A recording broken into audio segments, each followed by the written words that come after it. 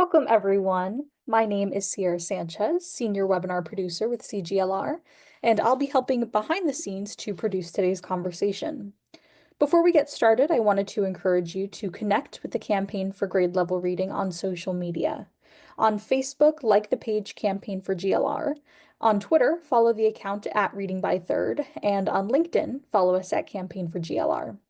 Please use the hashtag Learning Tuesdays and tag us to tweet anything you learned from today's webinar, and we'll be sure to retweet.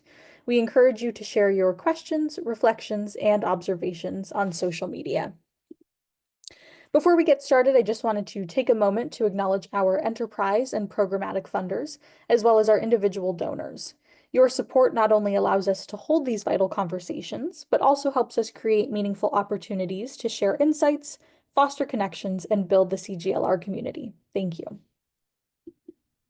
And as we get started, I have just a few housekeeping details to share with you.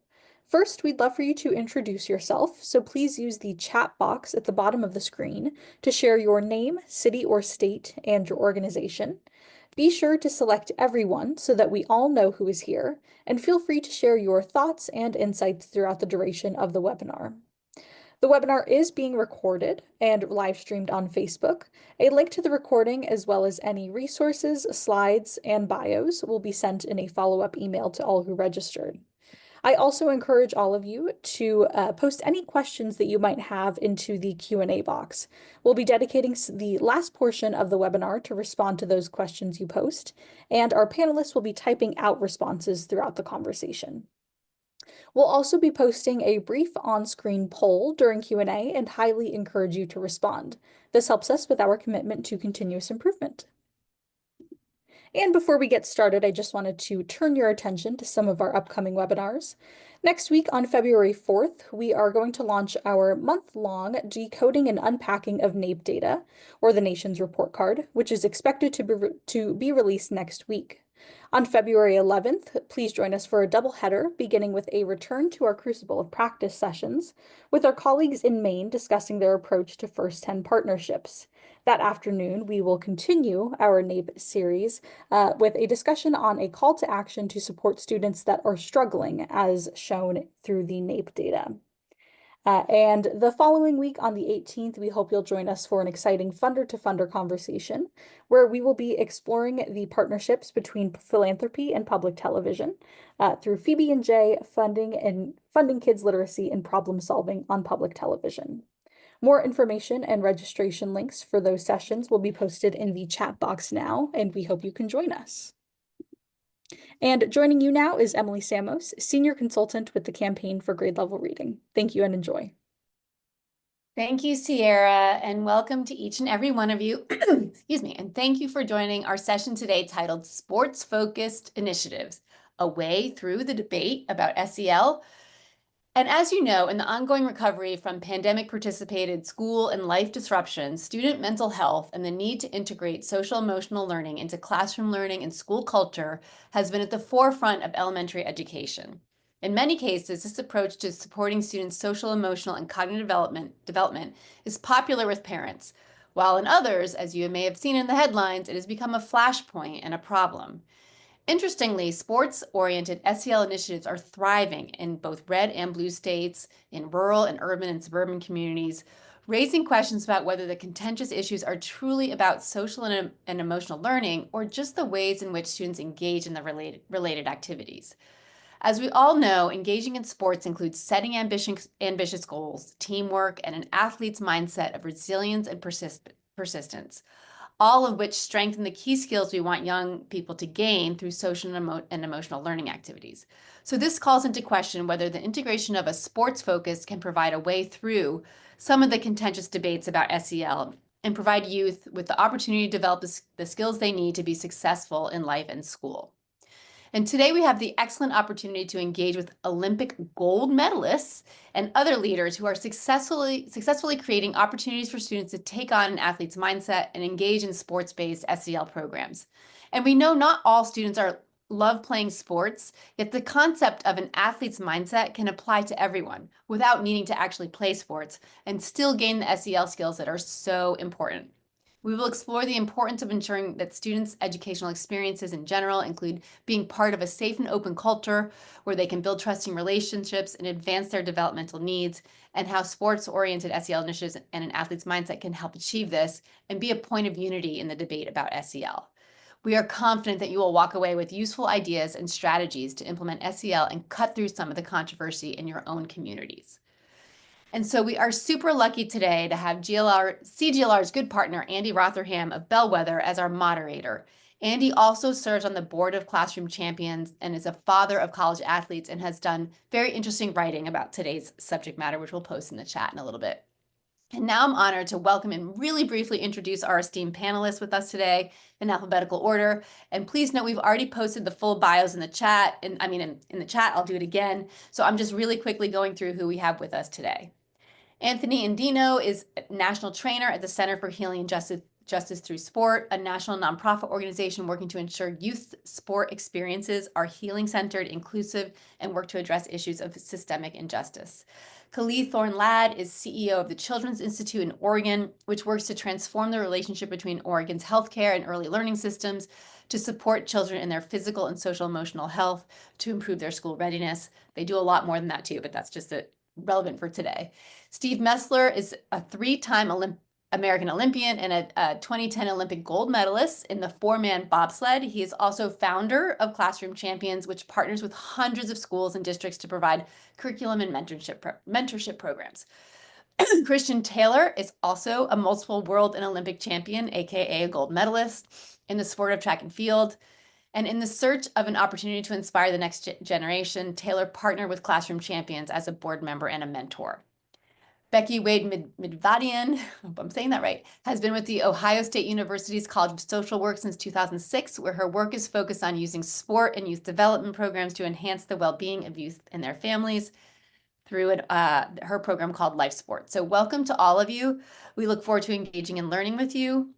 And now, before I turn it over to Andy to get the conversation going, I want to share a very quick video, which I will say it was actually an ad from the NFL that was played during last Sunday's playoff games, and also gives a great framing and visual sort of vibe for our discussion today. So we're going to go ahead and play that video, and then Andy will start the discussion. All right, ready, you guys? You guys gotta be loud though, okay? Hey, let's go! Let's go! Okay, repeat after me. Yes, sir. I am somebody. Somebody. I may be young, but I am somebody. I may be small, I may be small, but I am. somebody. My clothes are different. My clothes are different. My face is different. My face is different. My hair is different. My hair is different. But I am somebody. Somebody. I must be respected, I must be respected. protected, Protected. never rejected. Never rejected. But I I am. somebody. Somebody. I am somebody. I am somebody. I am somebody. Somebody.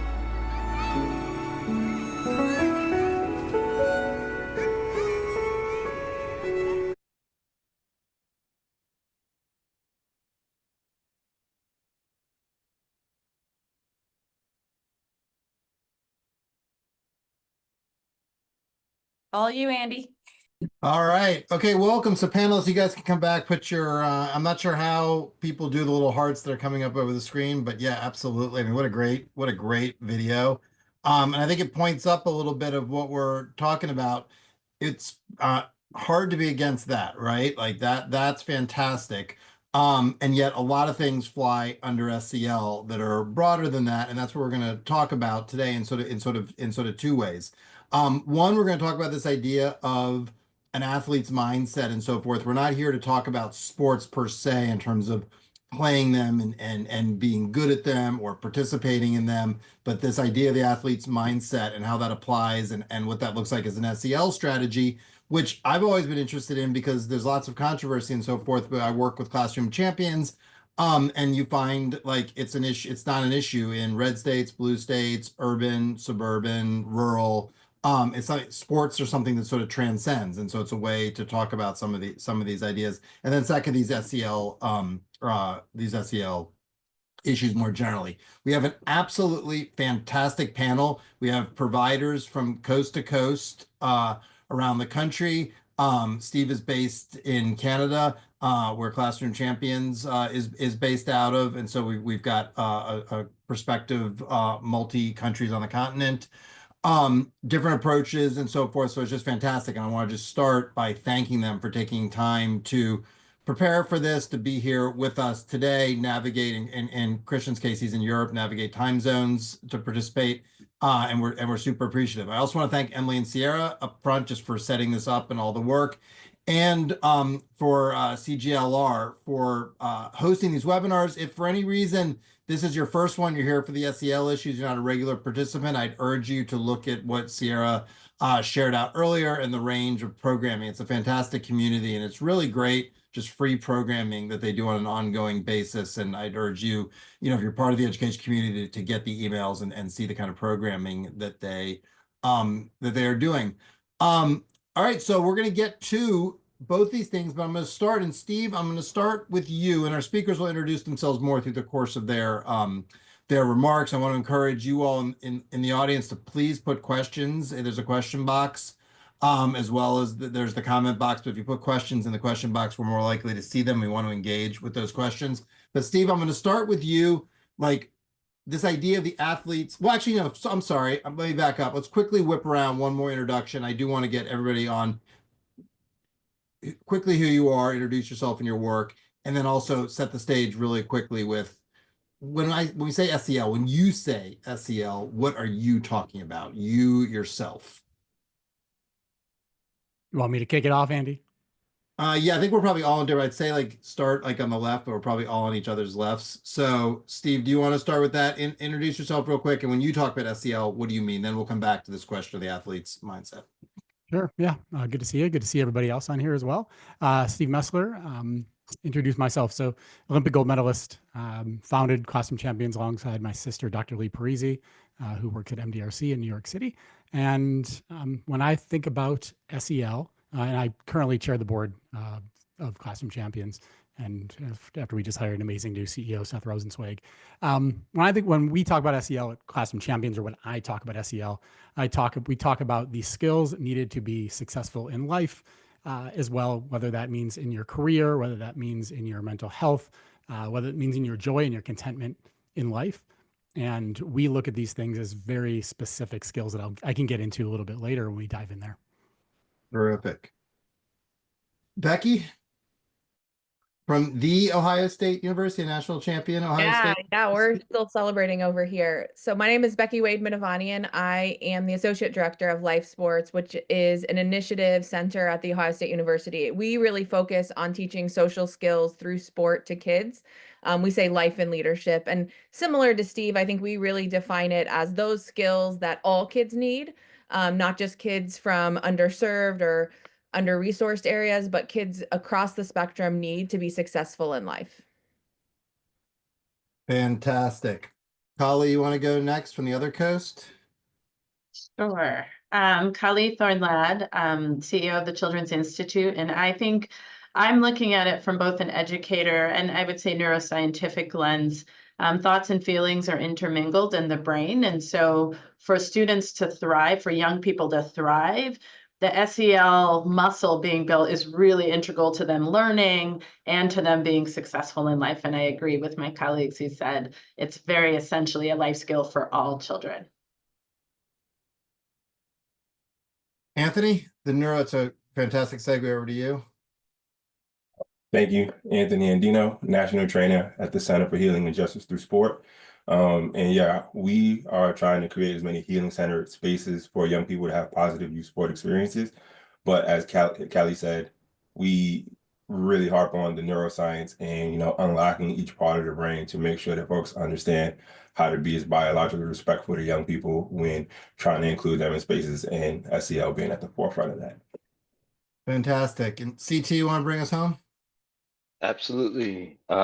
Good afternoon, good evening, good night, everyone, whatever time zone. But I'm Kristen Taylor, two-time Olympic gold medalist and proud board member and mentor with the Classroom Champions program. And when I think of SEL, honestly, it's it's how I function, how I process, how I take on life. And I believe it's fundamentally it's fundamental skills that the unique landscape of being a former athlete, or as I was a mentor, a current athlete, and sharing, bridging the gap for the students and teachers that I was working with on how important, how beneficial, not only goal setting and being resilient is in sport, and making a career out of that, but how that applies in the classroom and in life. And so SEL is who we are, classroom champions, but also as athletes and as people of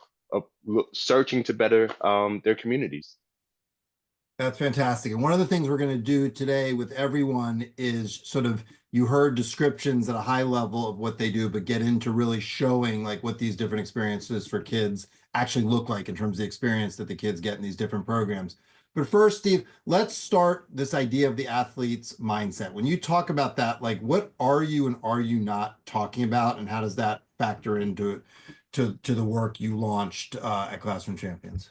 Yeah, I mean, it's a great question, Andy. And when we think about the athlete mindset or the champion mindset at Classroom Champions, again, underneath the curriculum, and I could talk about that here in a few minutes, but underneath the curriculum, we look at from, whether it's sports science as well as neuroscience, these things underpin these things.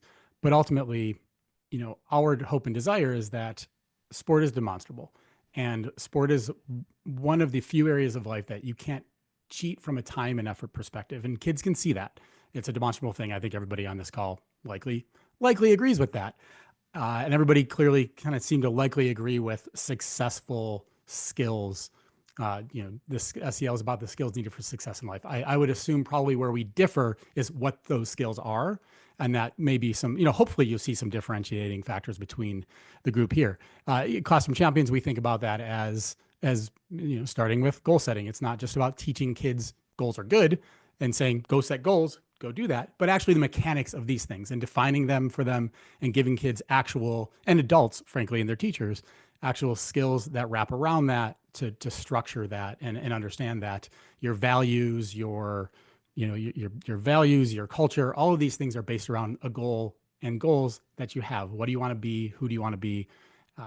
All of those things come back, our values and everything else come back to the goals that are set. So from a Classroom Champions lens, we've attacked that from understanding discrete skills that, athletes are also good at teaching, because Classroom Champions leverages sport in a way that's probably very different than anybody else on this call, which is we're not teaching sports.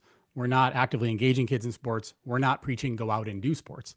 What we're saying is there's the reason why we have our kids doing sports is to learn how to, classically stand up when you fall, get up when you fall down, and learn that a team is good, and being both a leader and a follower on a team is good, and that it doesn't matter whether your teammates are black or white or any other color, because it matters about what the goal is and how we're going to work together to go do that. So when we do that, we've titrated that all into a curriculum that is then actually able to be implemented in a school culture and help thrive around that, to give schools, just like schools will have their traits and their values. And frankly, we at Classroom Champions don't believe in traits. We don't believe in those things. We believe in skills, because to teach a child to have a trait is really a difficult concept to wrap your head around. But to teach a child to have a skill, like shooting a basketball, they can understand the first time they do it, they're going to be bad at it. The next time they're going to get a little better, a little better, a little better. And ultimately, that's where, from a Classroom Champions perspective, we've seen the most success. We believe that like the culturally responsive nature that is, needed in any school is best delivered by teachers on the ground, and that the programs like ours that are national and international are able to provide a curriculum and a structured set of skills, and do it in a way through role models that are currently competing, like the Christian Taylors of the world. And they're able to do that in a way that, whether I'm in an hour north of Fort St. John, British Columbia, in northern British Columbia, where you're working with indigenous bands, or whether you're in Camden, New Jersey, where we've worked forever, or rural Indiana, you're looking at, no one is arguing with me that goal setting, perseverance, community, leadership, teamwork, healthy living, that any of these are not skills that our kids don't need. So ultimately, what are the problems we're trying to solve at Classroom Champions for schools and school districts? Unfortunately, the political issue and debate, and Andy, you mentioned it, political issue and debate. We solve that by having an SEL program or a durable skills program or a life skills program, depending upon the state and the need that you have from your language perspective. We help them solve that by leveraging sport as that unifier and skills. So we're not talking about values and other areas that, reasonable people could disagree whether that is or isn't the role of SEL in a school, or is or isn't the role of schools.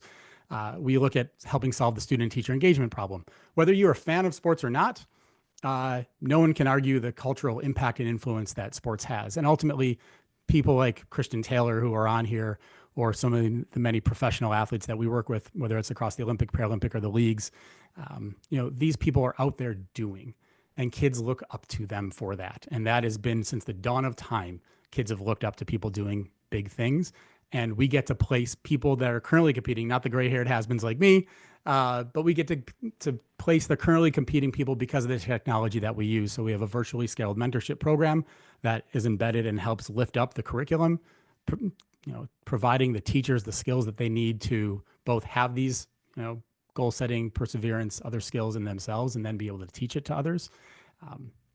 Ultimately, another problem that we're trying to solve for schools is we have a culture and a generation that is currently, it's really easy to get information. It's really easy to get what you want right away. And again, sports and a career are two things that you can't really cheat time-wise and effort-wise. And we get to role model that and teach that through it. And ultimately, what we've seen through that is, yes, there's the skill side, and we all know the research around the academic improvements, and I don't need to go down those rabbit holes. But on the mental health side, what's been really incredible to me that has come through district research, some out of Florida, some out of other places, is that we're seeing incredible improvements in mental health of students that are leveraging Classroom Champions programs. And we never thought of ourselves as a mental health program. We never thought of putting those two things together. But ultimately, what we connected to was we've got a decade and a half of research showing improvements in goal setting ability, perseverance ability, from a self-mastery, like kids understanding their emotions and be able to control their emotions. Emotional control is one of our units as well.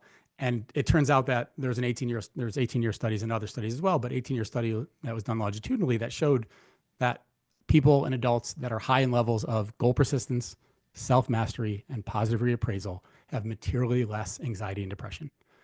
So we've now realized that what our athletes are teaching, this grit, the perseverance, the challenge, the want that sports challenges you to find those challenges and not take the easy road, but take the hard road and take the disciplined road, it actually correlates to better, more positive mental health. So I think if we can teach kids those things, we're going to see the ability to stem the tide on that rather than coming at it from the other angle. I couldn't be more proud as co-founder and chair of the organization that we're seeing these things come to fruition at a time when we started in 2010, when it wasn't even called SEL, it was non-cognitive skills, 21st century skills back then. And now the pendulum has swung where the term SEL itself is now not as in flavor. And I would think a lot of my colleagues on here would agree. I don't care what we call it. I don't care what we call it. We have a white label ability at Classroom Champions to skin something so that a district can have it look and feel as they need it to, so that they can break down the barriers of that. Because the schools in the states that have SEL bans, those kids need this kind of help too. And the schools that are in places, whether you're in rural populations, whether you're in a red or a blue or an urban, the challenges we're seeing in our country right now go hand in hand with our inability to teach our children that things are hard and life is hard. And the one thing that I will take issue with I love the NFL thing at the beginning there. The one thing that I will take respectful issue with is that I think teaching our kids that they have to earn respect is a good thing. And that these things life is hard and no one's going to give anything to you. And to be able to earn the respect to yourself, earn your own self-respect, while also earning the respect of others around you, is something that is only going to lift you up and is only going to make you a better human being as we move forward. So at Classroom Champions, ultimately, to wrap up, we're looking to help schools and school districts and communities engage parents, engage teachers, definitely engage students by leveraging these athletes that are out there doing the real big things right now, out there on the journey, they're role modeling and teaching the skills, and we're providing the support for the teachers to be able to deliver that in a regular day-to-day basis inside the classrooms and inside the four walls during the school year. And honestly, Andy, you and I've been here as we've grown this thing. I could not have imagined when Lee and I started this, simply because I was living the 10-year-old dream that the kid in us had, and I was getting to live that going to my third Olympics. And I used to go to schools, I'd give talks, and I would never see those kids again. And I realized we had to do better, and I had more to share than just telling them to do sports and do physical fitness. And I think that I'm really proud of that, and I'm proud to be here, and excited to hear what everybody else is up to. Fantastic. Thanks. Two things you said a lot of things. Two that, like, one thing I've noticed in my work, the two groups of people who can always get a meeting and people will always make time for are athletes and astronauts. Like, and you said, because they've done hard, difficult things. I've never seen either of those groups struggle to get in a room, get someone to meet. And I shouldn't say athletes overall, I meant like Olympic athletes, particularly Olympic medalists. There's something about that. And I mean, it doesn't hurt to be an entertainer or a professional athlete, but it doesn't have that same power. Olympic athletes and astronauts are this. I agree with you. I've never seen them struggle. People are always like, oh yeah, I'll sit down, because like that's kind of exceptional. And so I think Christian would probably say, I agree. And Christian would probably the same thing. The Olympics aren't as big of a brand as the NFL. Proud Buffalo Bills fan. I understand that. We're not going to turn this into a grief session. When it comes, yeah, we don't need to go. We're just gonna. Anthony and I are just gonna pretend it didn't happen for the call. But that's the thing about the Olympics that we do forget, is that the Olympic rings, you can take, Christian or my gold medals, and you can go to sub-Saharan Africa, or you can go someplace else, and they're not going to know what a Nobel Prize is. They're not going to know what that Apple logo means, but they're going to understand what those 5 rings in the color gold mean. It is the single most recognizable achievement in humanity. And it is something that we need to find those ways to get in there with kids. And again, the technology allows the relationship to be built over time, which is what Classroom Champions has done, so that these kids feel connected, and they feel connected to something bigger than themselves. That is the importance of religion in our world. As not a religious person, but the importance of religion in the world is it leaves people feeling connected to something bigger than themselves. And again, in a society that is more connected yet less connected than ever, that is something that we try to leverage sports to help do. Cool. So then the other thing you said that I thought was important is this. You do, and I think it's something we should talk about at some of this panel. There's people who they want it to be called SEL. That branding is extremely important. I bump into a lot of people like that in my work, and then there's people who are like, they don't care what, like you said, they don't care what you call it. It's these underlying concepts, and you see that on different issues too, not just SEL. It's like, how are we making sure kids are getting this underlying concept, and I really don't care like how it is. And a third thing, just on the end, I do think it's an interesting thing for people who maybe haven't been all over the world. The U.S. is less. The Olympic movement is often less present. You go to a lot of other countries and you'll see the rings at local sporting facilities, and like there's that sort of development. It's an interesting thing given our obsession with sports, but you see that less just rolling up on a volleyball court or a soccer field in some community than you do in other places around the world, which is just interesting. Christian. It is having traveled the world. That's, absolutely. And it's also the reason why Classroom Champions were leaning into pro sports. And to our earlier point, which is, it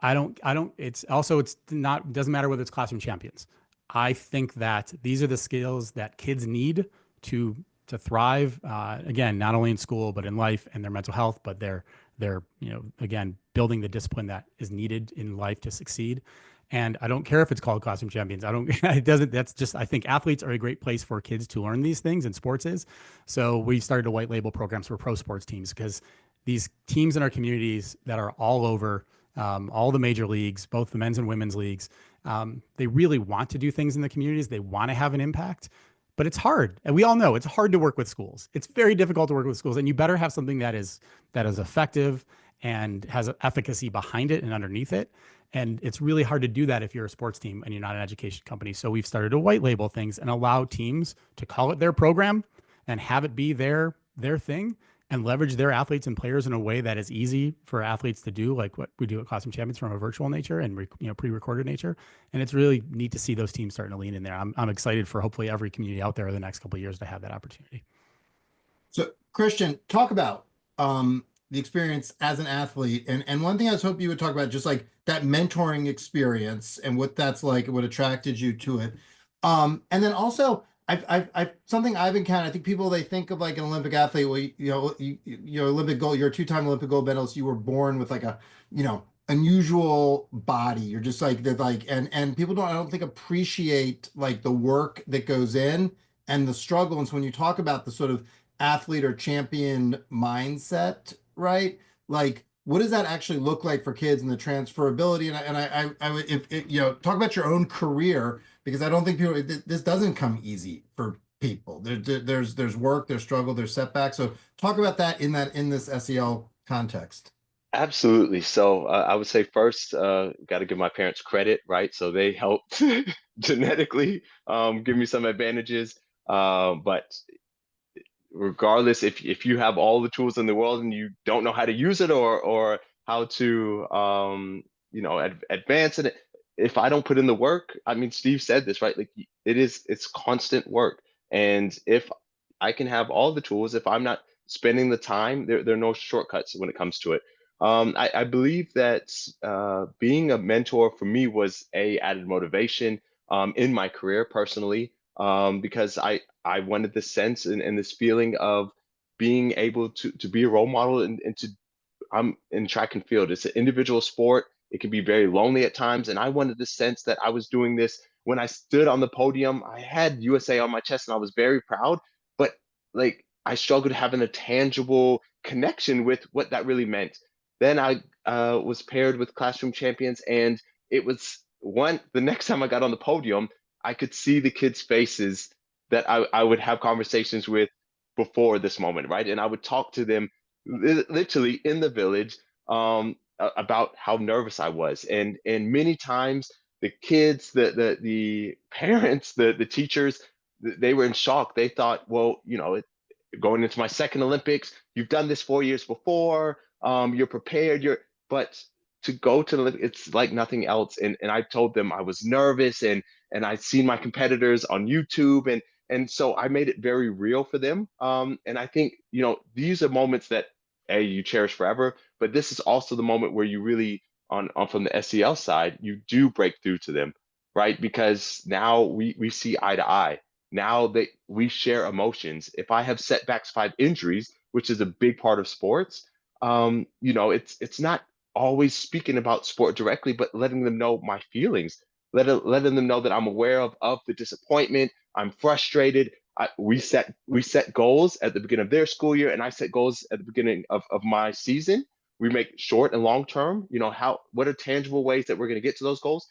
But life has curveballs. We all experience them, and if that's them coming up short on a test, or me not qualifying for something, it's how do we dust ourselves off and tackle it, get back up and tackle it again. And so I think sport is literally just a vessel, or has just become a bridge, that it is relatable, people look up to. But at the end of the day, I always say, whether through classroom champions, whether discussions of SEL, we're looking to shape good human beings. Like ultimately, that's what it's about, right? And so, where SEL lies in the future of sport, it's not the focus of sport. We're focusing on how do we equip our future, governors, our future president, our future. It's in all sectors of life. And so I think we do have the ability to use our platforms and our walks, our journeys. And as Steve said, it's no longer the one-time assembly a year where it's, well, I remember they came and that was really cool, but 1 week later that fades. No, we're literally spending a school year, through fall training to the peak of an Olympic Games. We're doing this journey together, and it's so powerful, to finish a press conference, then FaceTime my kids, in classes. Like, it's, for me, it's life changing, but it's also for them, like they feel like we won this together. And I think, those are the moments where, as even the NFL video started at the beginning, like they feel like somebody, they feel like we accomplished this. But they also saw what it takes. Nothing is given. They saw the grit. They saw me training in the rain. They saw me sacrifice, I have the conversations saying there are family weddings that I have to miss because I'm at a competition. I have to travel. Sometimes you have to sacrifice fun things to reach your goals. And so you just try to make it as relatable as possible. But I think ultimately the core is, how do we make sure that we are equipping our future generation to manage life? It's not easy, and we just find that way to bridge that gap. That's fantastic. I think that theme of they're getting to see you not only in the when you're on the podium, the great moments, but like all the stuff that leads up to that, including hard ones and injuries. That's I feel like making it real and authentic is so important for kids if you want to teach these lessons. Kali, talk about that in terms of what you do, and also what you're doing to make sure that, both in different ways. Christian and Steve have talked about how do you integrate this into lives and across things, and a real risk with SEL and these is it becomes like, well, that's the thing we do from 2 to 2:20 on Tuesdays and Thursdays. Like your work, and then your work to make sure that this is like across curriculums in the work of schools, not just a one-off. Yeah, so I love to talk about sports. I love sports, even though I'm not an Olympic athlete. I, I've devoted my life to children. And so I think a lot about what children need to thrive. And I think what saddens me right now is that SEL has become political, because it really is not a political thing. It's something that's good for children, as we're hearing today. And so in Oregon, we listened to teachers, and teachers were telling us that behavior was out of control, that they weren't even able to teach. And this goes back to what I was saying in the beginning. Because emotions and thoughts are intermingled in the brain, if a student is going to learn, they have to be able to self-regulate. They have to control their impulses. They have to be able to sit and listen and learn. And we were hearing from teachers all across this state, which I would say Oregon is actually a pretty purple state. So we have representation all around because we have a lot of urban and rural areas. And so CI was part of advocacy for embedding social emotional learning as part of an additional increased funding for schools overall, and saying to schools, hey, we hear you, teachers, we hear you, and we want to provide the resources that you need to decide how you use it. When we talk about social emotional learning, we're talking about that self-regulation. We're talking about empathy and caring about your neighbor. I think about the story of the Good Samaritan. Like, how do we ensure one another are doing okay? We're talking about relationship skills and decision-making skills and problem-solving skills. So all these things that are integral to learning are why we were able as a state to embed at least funding for social emotional learning, which was important from a policy standpoint, because kids go to school. If they go to nothing else, they go to school. And so we wanted every child to have access to this. I think what we've learned, we do work at the policy level, but we also do work in community.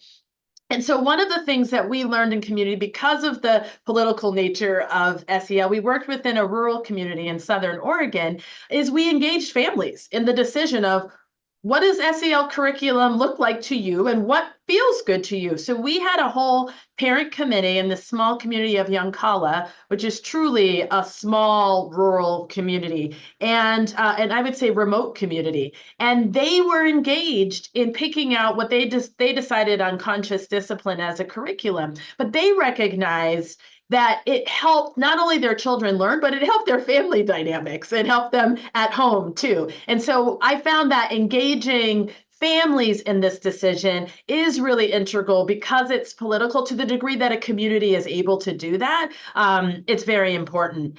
I think the last thing I'd say is, 90% of the brain is developed before children are ever at the age of 5. So the brain architecture of early childhood is really important. And so we advocate a lot for social emotional learning in young children. And that's really play-based learning. It's not as sophisticated as some of the things that we're hearing from Classroom Champions and what we'll hear from my other colleagues on the call. But I think play, storytelling, modeling, adult behavior, like all of that is so important for little children. And we want to build the muscle in their brain around social emotional learning. So they have a foundation, as we've already heard today, to deal with hard things. Life is hard. You have to be resilient, and you need the good social skills to be able to navigate life and thrive in life, whatever you decide to do. The last thing I want to say is what I appreciated about the video, I don't know the statistics for every state. In Oregon, we are seeing suicide rates increase for children under the age of 10. And I just have a core belief that children matter and that children are born as just valuable humans. And it's tragic to me that we lose lives at 8 and 9 years old, that they can make a decision impulsively, perhaps, of not wanting to live. So it is a bit of a mental health thing, and that's why I think it's so important. Children have to know they have worth because they breathe. They have to earn respect, but they have worth as human beings. And I feel like that is so important. And then us adults have to continue, children are wired for love. So that loving and caring adult, what I love about what I'm hearing about Classroom Champions is also about a caring adult in their life that believes in them and pushes them. And that is supposed to be the greatest predictive factor of success in a child. So that's a little snapshot of Oregon. That's fantastic. Thank you. And the piece about the caring adult, one of the things that's been interesting to me is as Classroom Champions has gotten bigger, the mentoring, athletes still visit the schools and the classrooms, but a lot of it is now by video. Christian talked about that, like when he's from the village. And I was concerned that would lead to a decline in engagement or kids feeling like there's a caring adult because just that issue with screen, and it actually hasn't. And so like for all the problems of the digital generation, like that's an advantage. It allows people to be that caring adult and do that in ways that aren't quite as bound by time and space as they traditionally have. Anthony, I want you to talk about what you do, why you do it. You do a lot of work on the science behind this as you train coaches and so forth.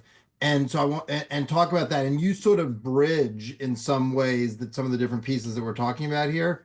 So share that. And then also you're now, as the fourth panelist, I'm sure you've heard some stuff that has made, so feel free to also just sort of respond to some of what you've heard. Well, thank you everyone for sharing those great insights and great feedback. Kali, I feel like we went to the same school, been in the same situations, because a lot of the stuff that you say is just preaching to, my experience as an athlete and as a person who's been in charge or been charged with the task of training coaches and youth developers across the country.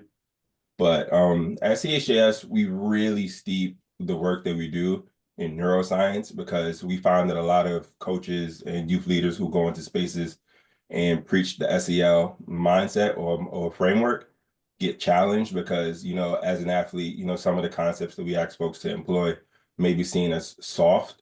So when we have folks go into these spaces, we kind of give them the language to kind of defend themselves and the skills, as Steve mentioned earlier, to be able to not reinvent the wheel of coaching, because we know that, sports inherently has so many great things if you use it the right way and if you create the right type of environment for young people, but empower the coaches that have been in these spaces to kind of understand what they're doing and kind of let them know that they're not crazy for thinking that way. And it's okay to challenge the norms that happen in sports.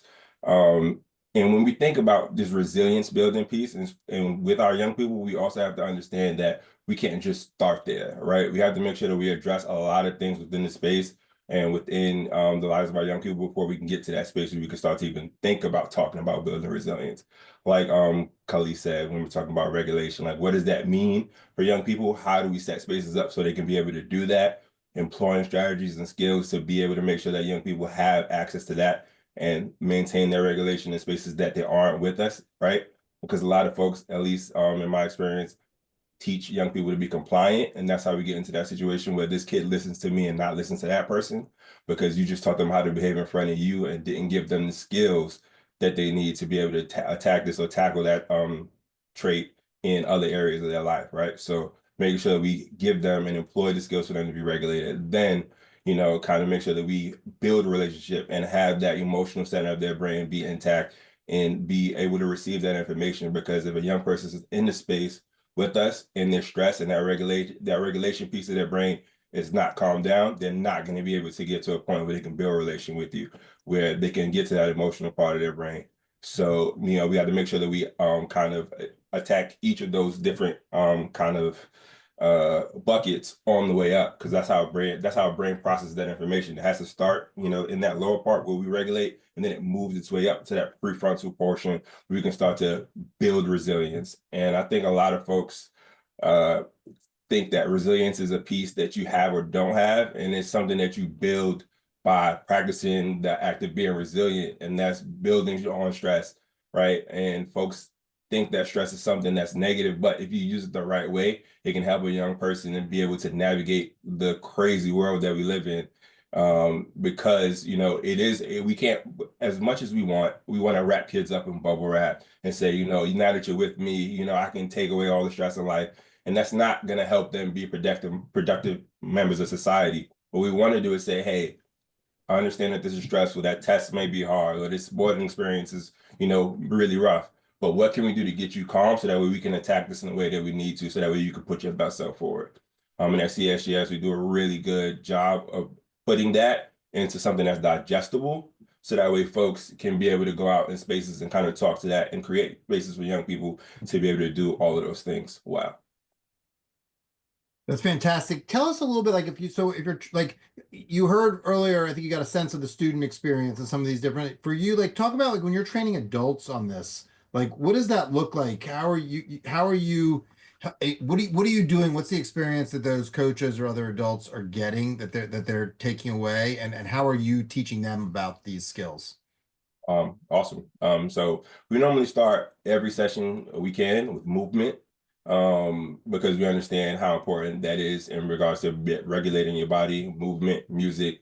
We understand the connection between our brains and our body, and that portion of our brain has been developed, as Khalid said, very early. And in regards to regulation, our brains kind of imprint pattern and repetitive rhythmic activity with, like, the sound that we had in our mom's heartbeat. When we were in her womb, we had all our needs being met. When we were warm, we were fed, and that kind of imprinted our ability to kind of, okay, when I hear that song, it puts me in the right mood, or when I'm passing the basketball back and forth or playing catch, right? So we kind of create an experience for folks as they come in to be regulated, so that way then we can move up. And then we go into a bunch of different activities that talk about building a relationship, teaching, asking questions, and kind of really empowering them to be able to go into spaces and build on the existing relationships with the young people they have, but also be cognizant of, being aware of how young people show up in the space, so that way they can then build a relationship enough to say, okay, if Emily comes in every day and she's super hyperactive, super energetic, and then tomorrow she's just like, blah, I don't want to be here, something happened there, right? And because I have that relationship with Emily, she's going to want to tell me that information. I think that a lot of folks think that kids want to keep things away from us. They'll tell you the information if they can trust you with the information. And it's up to you to build a relationship. So we try to employ as many strategies as we can to build relationship, and then further and deepen those connections with young people, because it's really important for them to have caring adult role models, and coaches and youth developers are in a prime position to be able to be the people, if not the only people, to be that for them.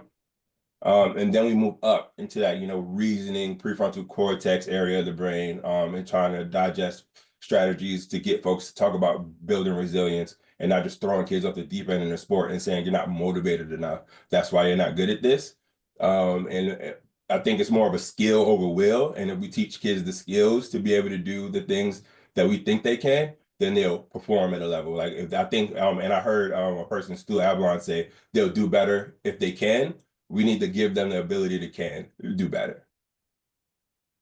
Fantastic. So Becky, you combine a number of these elements too, and I've heard you say that this is stuff that is taught, not caught, which is very catchy.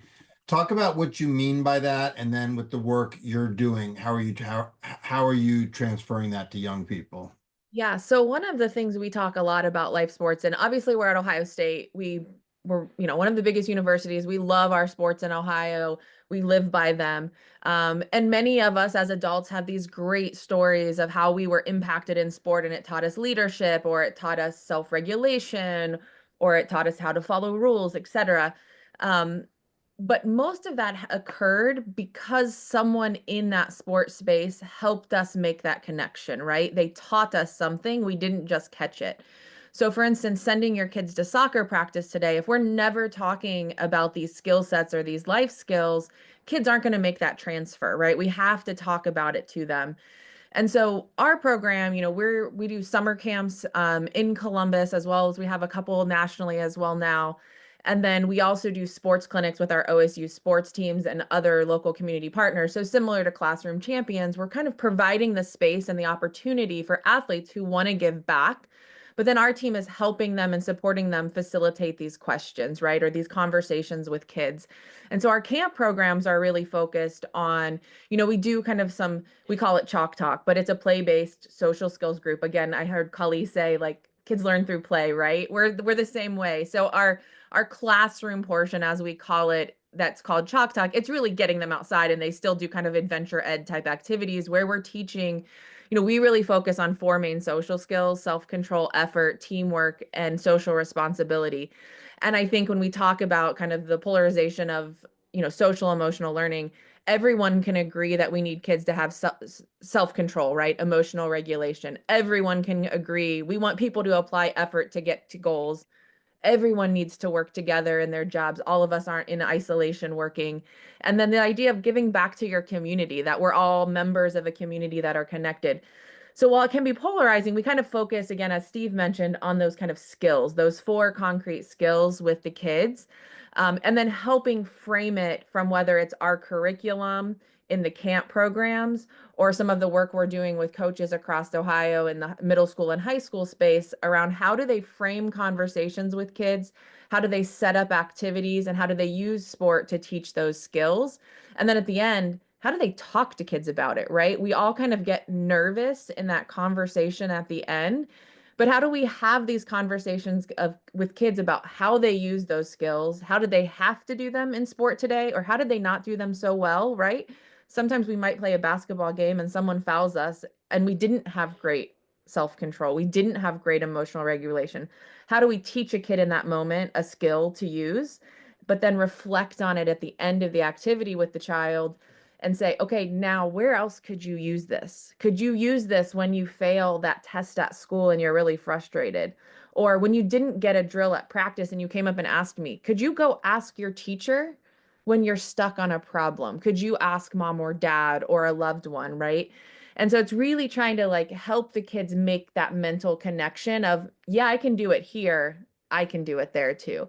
And so that's really where our programs focus on, is this idea of really trying to teach that concrete skill and not just hope they get it because they're participating in sport.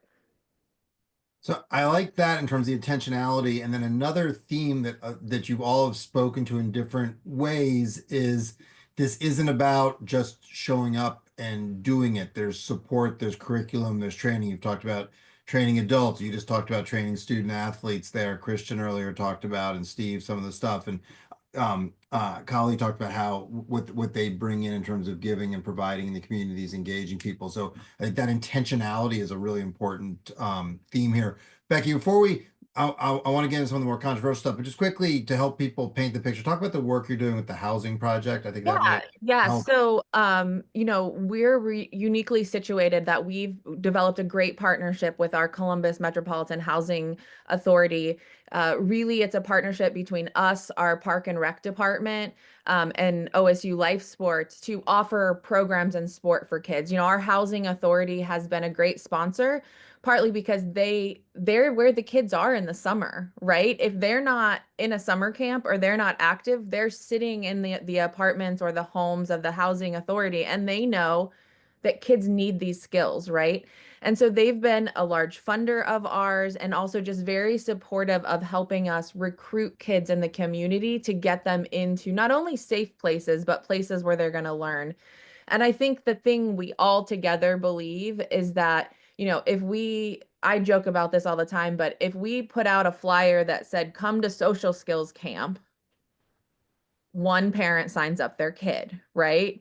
If we say, come to Ohio State's sports camp, where, oh, by the way, we're going to teach your kids some really cool skills, the lines are out the door. And so the housing unit has really helped us build that connection into communities. Oftentimes in communities where universities aren't trusted or aren't have come in and come out multiple times and just kind of studied the neighborhood and left, they've really helped us build a sustained initiative. I think we're on year 16 or 17 now of working in the same communities with the same families. We've got aunts and grandparents. And really that's a testament to the housing authority helping us build those partnerships. All right, fantastic. So real quickly, I want to remind everybody, please send in your questions. We're going to try to get to as many of them as we can. We've got a couple on research, which I'm going to sort of combine into one.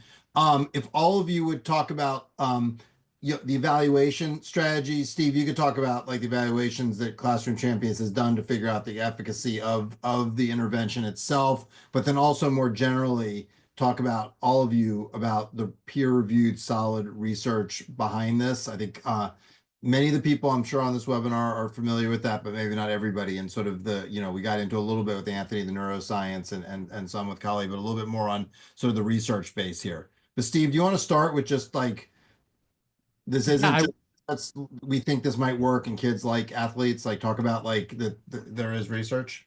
Yeah, no, I mean, absolutely. And I also, Ryan asked a great question in the chat, and I wrote a half a novel in the chat there too. So you guys can scroll back in there. We had the absolute pleasure of being invited by Arnie Duncan back in 2015, actually, to talk about a research and methodology around this. And we've just been fortunate having a sister and a co-founder. I would definitely suggest if you want to start a nonprofit, have a co-founder, have a PhD in education.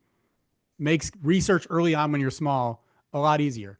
But ultimately, pre and post test students and teachers looking at both, whether it's goal setting, perseverance, emotional management, and control, things like that. There are matrices out there from, Dweck's growth mindset work to Duckworth's grit research to a whole lot of other sides on the psychosocial behavior, on the psychosocial and other behavioral avenues. Psychologists have been really good at this for decades. Education is kind of just a decade maybe into looking at these kinds of things. Psychologists have been able to look at this in humans for a long time. So leaning on the psychology research is something I would actually absolutely encourage people to do. Snapshots in time we've done where, again, like students have gone through this program for the year and students have not gone through this program for the year, and you're trying to match demographics in similar ways. We used to have a teacher application process before we grew a little bit bigger, and we could actually, those teachers were vetted and went through and vetted by their peers. So we could actually take those teachers before they got in the program. So we would know we had a comparably quote unquote good teacher versus that, comparable, quote unquote good teacher. But really, I think now in the last 5 to 8 years, the districts have gotten a lot more friendly to looking at this stuff and wanting to look at this stuff. And, so, because ultimately we want kids to graduate. You graduate from high school, that is where we're talking about ending cycles of poverty. We can teach them all these skills, but graduating is such an important key metric to this, and everybody here would know this. So how do we help them think about working with the districts to correlate these things, or at least correlate that?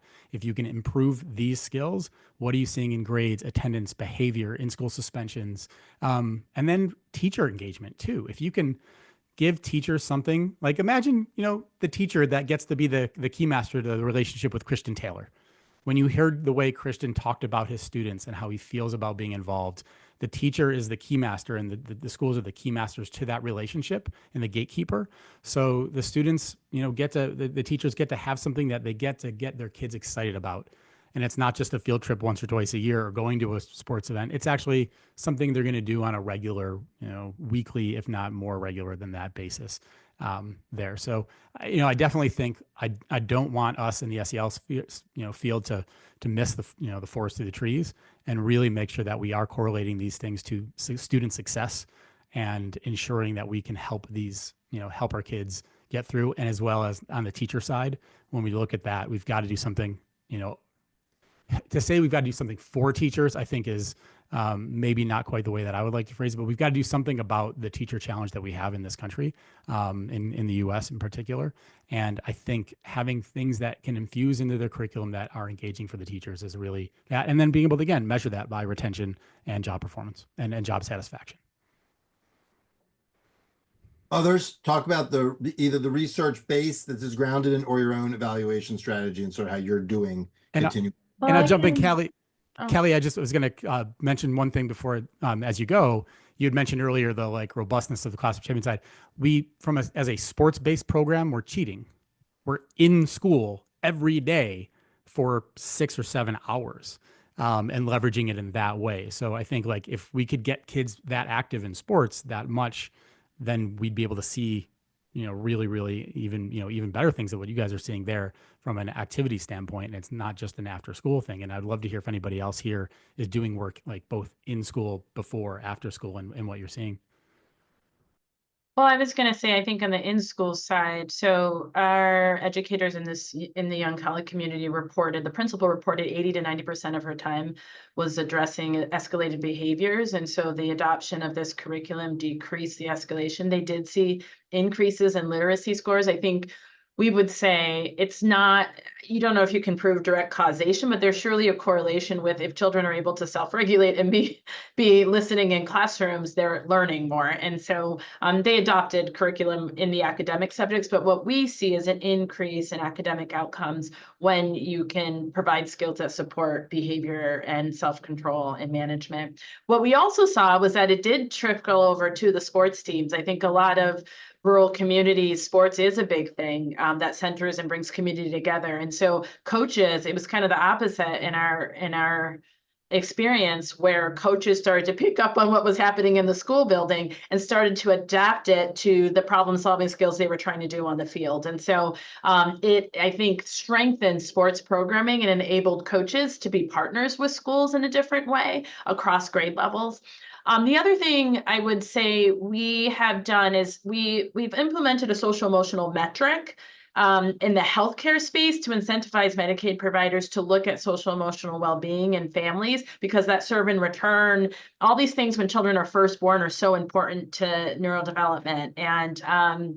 And we see that we are able to reduce risk factors, and there is research. I mean, we're just rolling this out. We're one of the first states in the nation to implement this, but reduced incidences of sort of physical ailments and other things when the parents are skilled and are learning how to support their children in this way. There was one other thing I was going to say.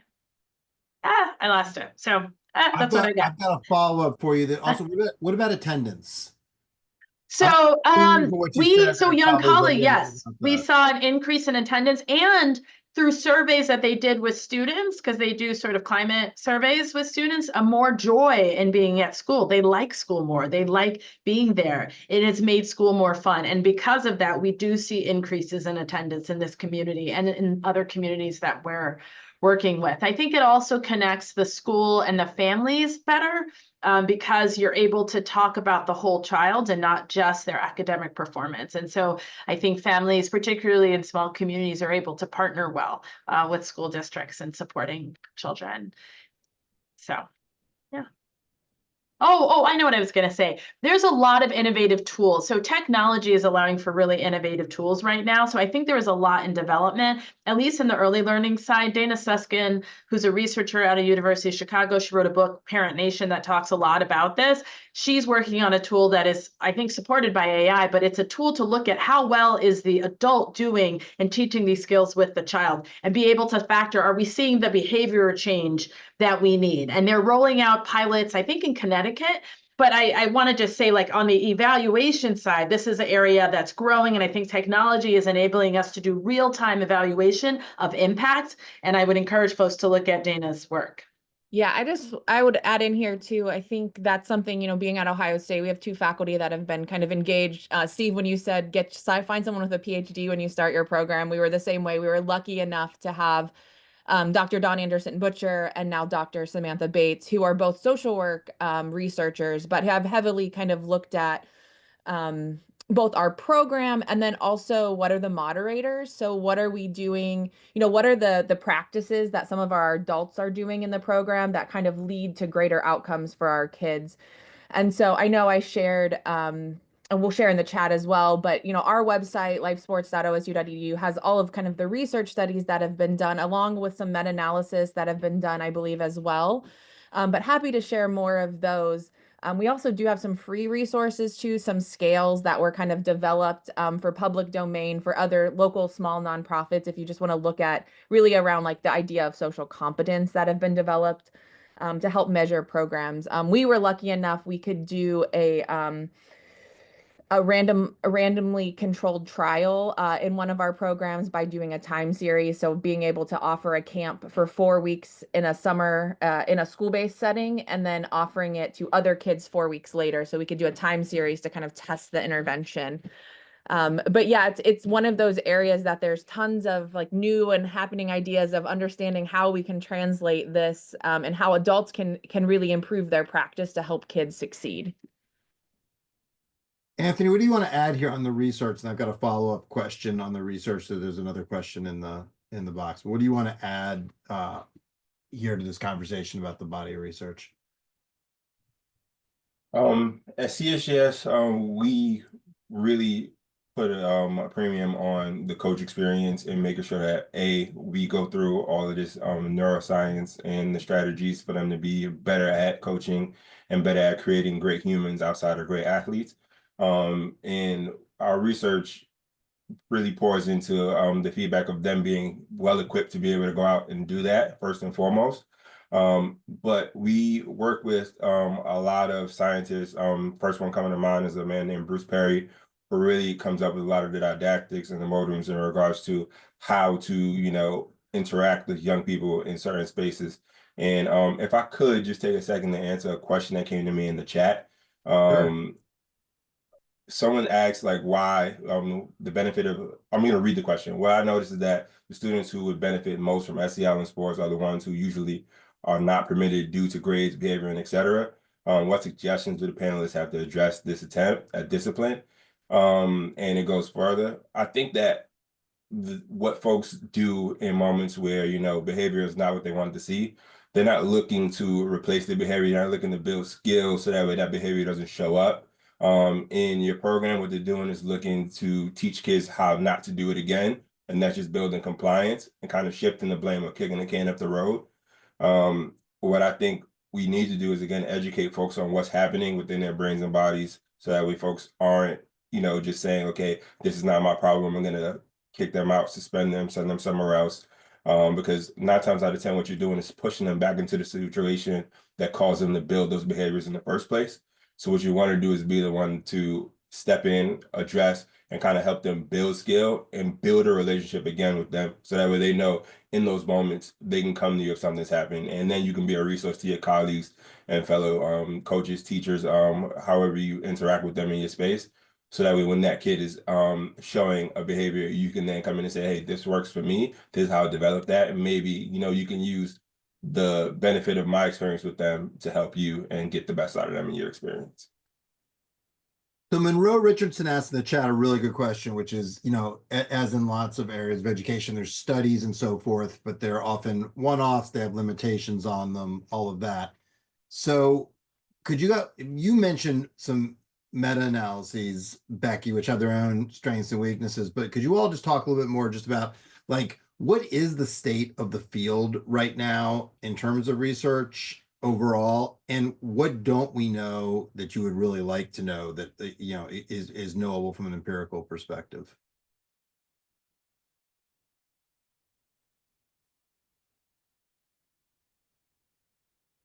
I love an awkward silence, so.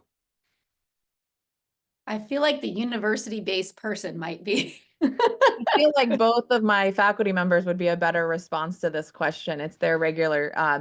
I think there's a lot of knowledge out there of programs that have outcomes and still trying to decipher what are the moderators within all those programs. So we know belonging, we know this caring relationship, but when does it work and for whom, right? And so for particular groups of kids, what can we find that works potentially better for them or creates more resiliency in kids that maybe are struggling to learn some of these skills? And then how do we train the adults to be better at doing that? I think there's not as much research out there on, we talk a lot about training coaches or training athletes, right, to teach these skills. And we give them the training, and after the training, we give them a test, right? A post test to say, what have you learned? And they all report learning. There's not as much of like, what is the study of that transfer into practice? So how does their practice change? How does the structure of their program change? And then how does that impact the kids, right? And so that kind of, again, these long-term processes down the road. And again, anything for longitudinal data, right? Particularly for us, we are so removed from schools. It's very hard for us to connect like, well, we taught a kid self-regulation when they were 8 at camp, and that was a drop in their bucket that helped them graduate high school when they were 18. We know we're a drop in the bucket, but we can't make, and I think Kali, you referred to this earlier, like how we can still test out so that the programs that are really in this prevention space receive, the funding and the emphasis so we can prevent some of what is happening down the road when kids are older and it's more in-depth need at that time. I know that in the educational space, Castle is a good resource. They've done a lot of work on sort of embedding SEL in education policy, and they have different resources. There was a meta-analysis that saw improvement in academic outcomes because of SEL. But again, there's just the connection that children that receive SEL support see increases in their academics. There may be other factors. I don't know about one that shows direct causation, but I think the field goes by the meta-analysis of this study that did show a correlation with academic improvements. And I've seen it on a micro level, not statistically significant, but certainly in the schools that we work with. Yeah, I mean, Callie, there's a ton. Yeah, there's a ton. There's a ton out there on what is considered to be pretty good research showing, connecting again SEL outcomes with academic improvement. But again, Castle, I think it's going to be interesting to see Castle's evolution over the next few years as the SEL backlash continues, as they have, I think a lot of our issues, frankly, kind of come from some of the actions and things that Castle has done in a lot of ways. They were conflating SEL with DEI initiatives or SEL with other things that became targets on the right in those ways, in some ways that they probably shouldn't have been doing. And I think it's going to be an interesting thing, that evolution that happens over the next few years.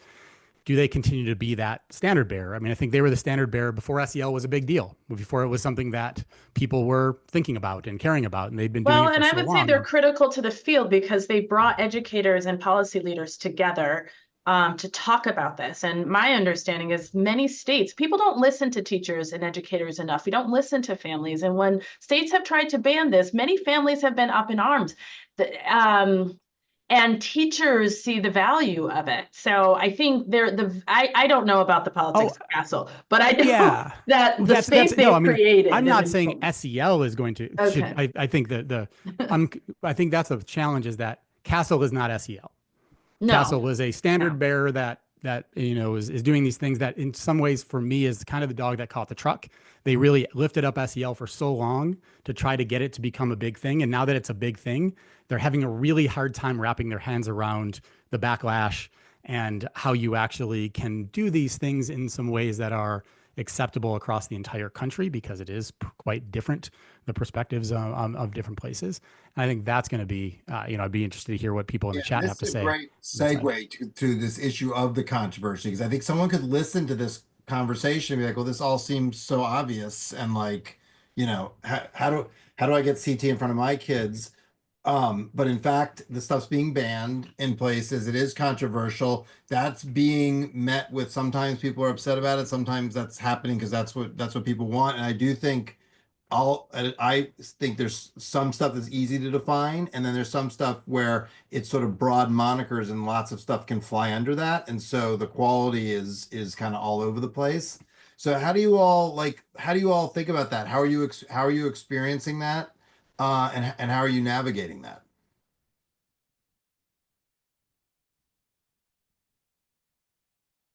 Happy to jump in. In our sports, we look at, because I have noticed you get less of it around sort of sports oriented approaches, because people tend to like sports, whether they're athletes or not. And most of this, I just do want to say, I thought an interesting comment earlier. most of this is not sports about doing sports. I thought Kali's comment about the spillover was really interesting with the sports teams, because that's one of most of this is not actually linked in that way if it's not an initiative like like what Becky's doing. So like talk about is that the way through this, because it's such a valence issue?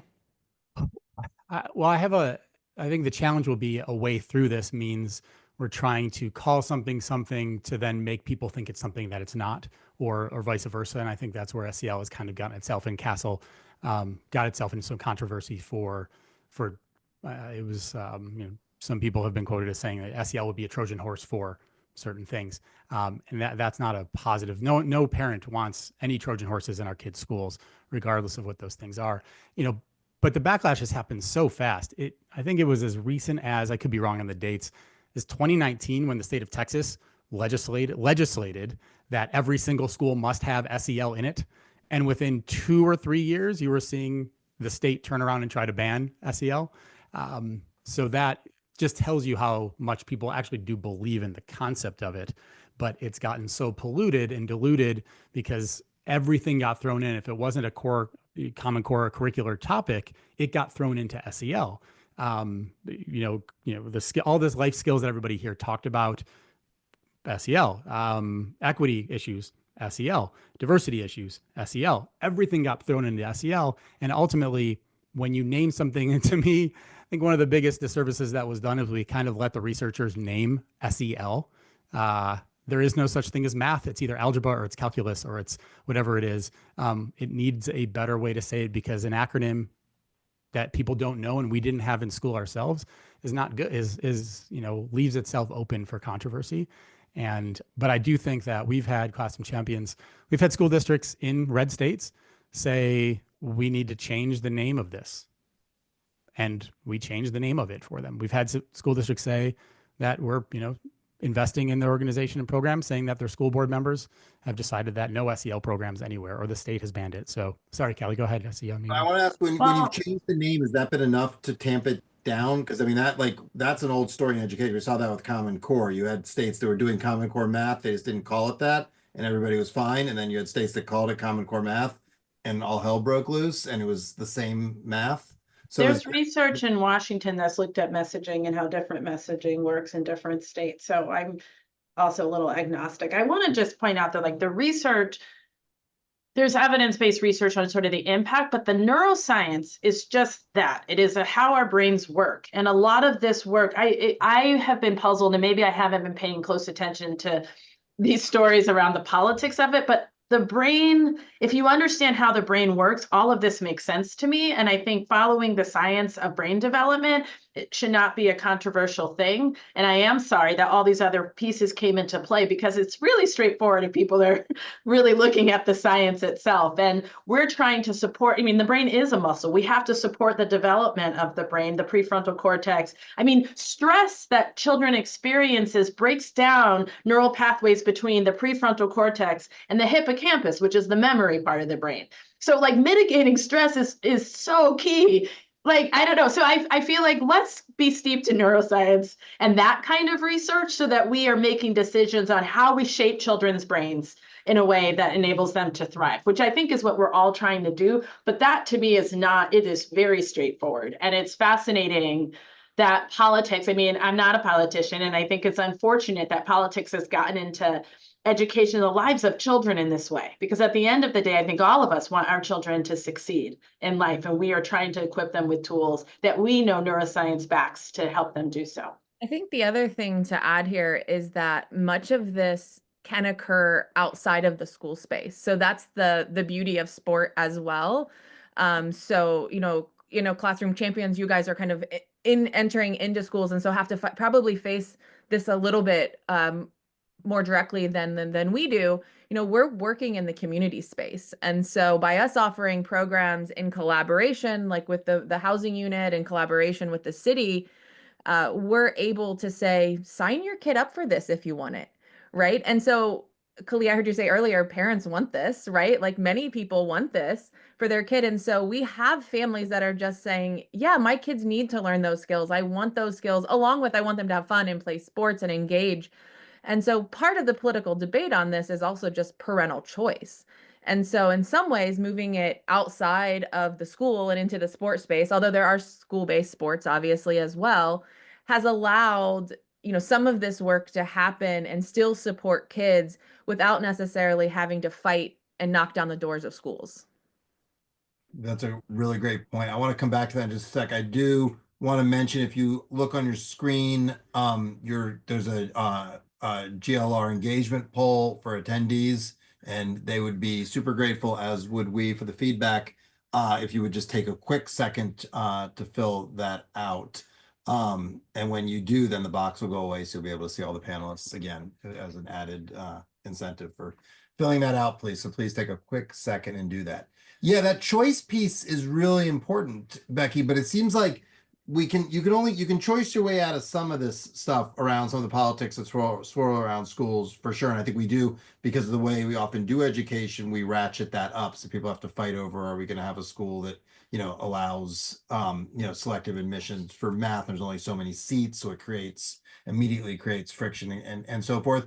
But if you have more schools like that, you're going to lessen that friction. But some of these are big social questions that, like, in a democracy or liberal society, you just have to answer. You can't just be like, everybody gets to do their own thing. You have to have some sort of cohesion. So I think you're right. The choice piece helps, but I don't think it fully mitigates just some hard questions that periodically flare up with schools. I think one thing, and I'd be interested in your all's take, is some of this. I mean, I think, I'll speaking for myself, I've seen some SEL stuff and I'm like, that's not really SEL, that's politics. Particularly under the guise of like cultural competency, but I also can't, I can't miss that, like, all this is happening at the same time. And so it's very difficult to unbound, like, the sort of post 2020, just people are super frustrated and they're it's almost like a James Dean kind of moment. Like, what are you rebelling against? Well, what do you got?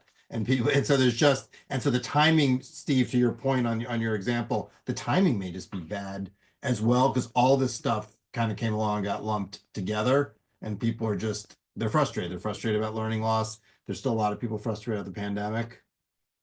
And so it may be a function of timing as well. Yeah. I mean, you're a function of dating yourself by using a James Dean reference.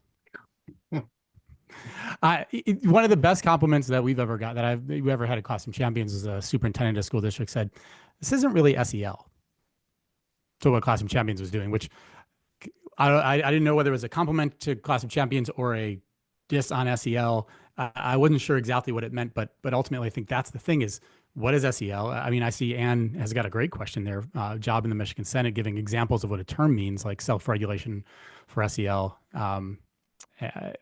Defining things is really important, especially when it comes to how we're going to work with our children. And I think that has been one of the biggest barriers that SEL has had in schools, in districts, in towns, with parents. It is not something that we all had in our schools, and therefore it is new, and new things, people do not like change. These are human beings, to Callie's point. There's the neuroscience, and there's always also just the human component. And, I think this field could do itself a lot of favors if it could really, in fact, sit down and rally around some basic things that everyone agrees on. And then there will be things that cultures and communities will want as well. And then they can decide on that at a community by community, district by district, state by state basis. Anthony, you've been quiet. I want to hear. And Christian, I also want to hear from you, just on the sort of provider side, in the sense that as a mentor, how does any of this show up or resonate as someone who's actually, is doing this? Just to piggyback off of what Steve and Khalil said, it's a lot about, educating these folks, right? Comes to a good point of, working with teachers and parents and other adults who just are adjacent to the space and not, aren't coaching, or, just have young people who show up on our spaces.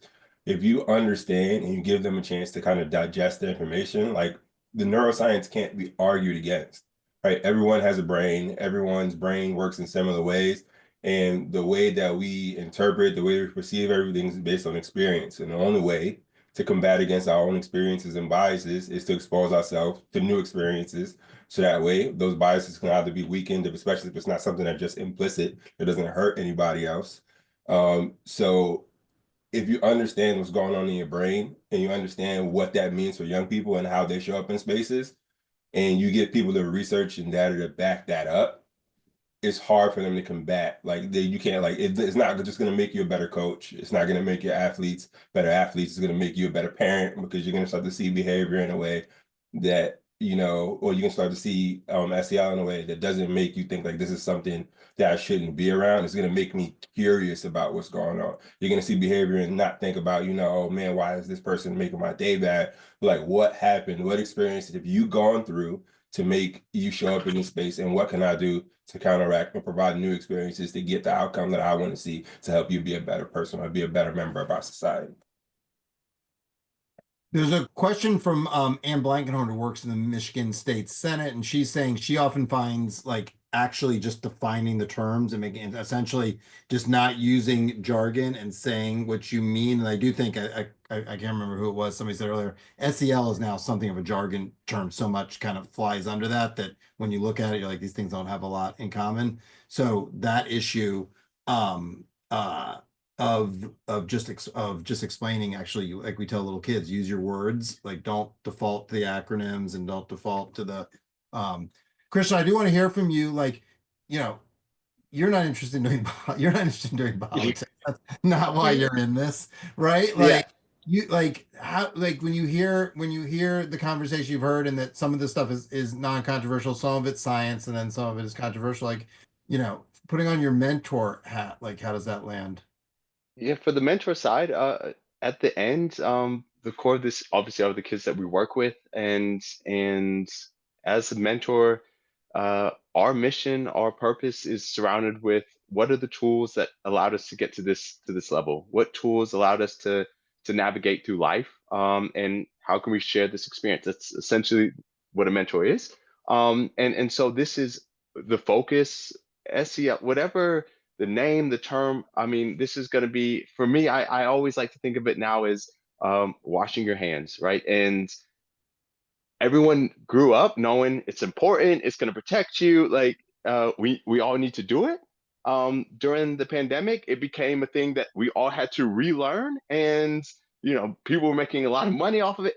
For me, it's such a fundamental concept, and now this fad, this trend has, I hopefully not gone away, but it's not a mainstream topic anymore. Yet the importance still lies there.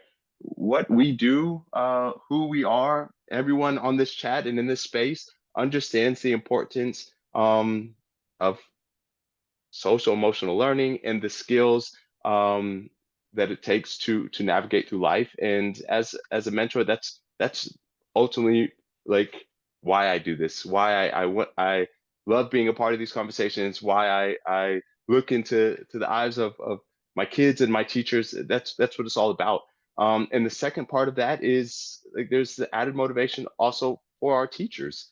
I always like to somehow give our teachers love because I think recognition and acknowledgement of what they truly do. I think we got a little taste of it again through the pandemic, and everyone was like, "Please take my kids again."